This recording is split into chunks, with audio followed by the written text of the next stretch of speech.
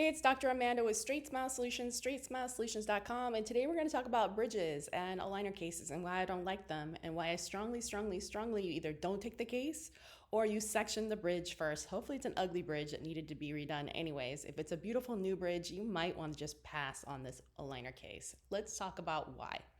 First of all, it almost never works out. Every case I've seen has, even though they're going to say you can do it, it turns into a train wreck. It's never predictable. Second of all, just fractures and breakage of the bridge. I can't tell you how, and a lot of this is going to depend on crown to root ratio, how long the span is of the bridge, where the bridge is placed, and other things like that. Just general how the bridge is made. You got to keep in mind, anytime you're taking an aligner on and off and on and off and on and off for a year or 2 years, you're going to be torquing that bridge. There's going to be some type of flex on that bridge, and it's going to either weaken the bridge or more than likely it's going to weaken the abutments that are, attached to the bridge, and often you get fractures in those teeth or periodontal problems or both. Yes, you can use block out and make it just draw right over it, and there's a way to do that, but then you lose all your retention on that side and it tends to flop around. So can't have it both ways. Now, Invisalign, if I had to do bridges, I would take Invisalign hands down out of any other aligner company. They're all bad, the other ones, because at least Invisalign's trim, they have ways to modify the trim to go around bridges. The other ones do not.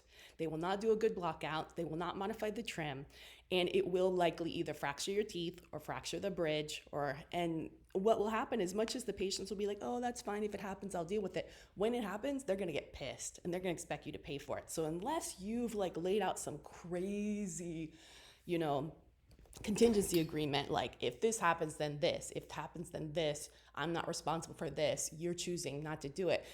But I'm going to tell you from my experience, when this type of stuff has happened to me before, you can have all the contingencies in writing and their signatures all you want, but when it happens, all they have to do is either complain to the dental board or complain to the insurance, and you're probably not only reimbursing but paying for implants.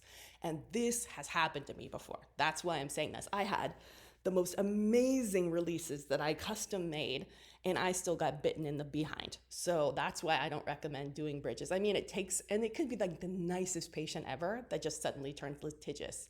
So I just don't do them. So I'm like, no thanks, you can get it sectioned or you can go someplace else. It's not worth my trouble, to be honest.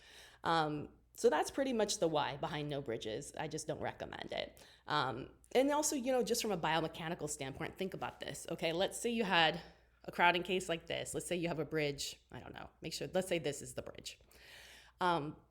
Okay, well, we have a little space here, so this isn't a great example.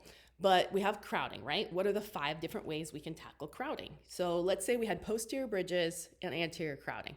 Okay, so normally we're going to deal with crowding in one of a couple of different ways. One of them is going to be arch expansion.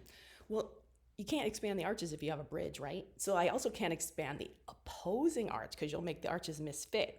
So you pretty much knocked arch expansion out of the way that we can deal with crowding. You obviously can't do that much IPR because you have a bridge, so that's out. We can't sequentially distalize because you have a bridge. So 3 different ways that I would normally tackle crowding are off the table. So the only other ways are lower incisor extraction. Okay, that might be an option in a case like this. But what if it's on the top? There's no lower incisor extraction, right? What if these bridges are on the lower, but the crowding's on the top? But now I still can't do all these other things because I can't expand the lower arches, right? Well, I could distalize the upper, but yeah. And yeah, there's only so much IPR you can do if you've got bridges on the other teeth. And that's about it. You certainly aren't going to do premolar extractions if you've got a bridge. So you just ran out of options. How are you going to fix the crowding?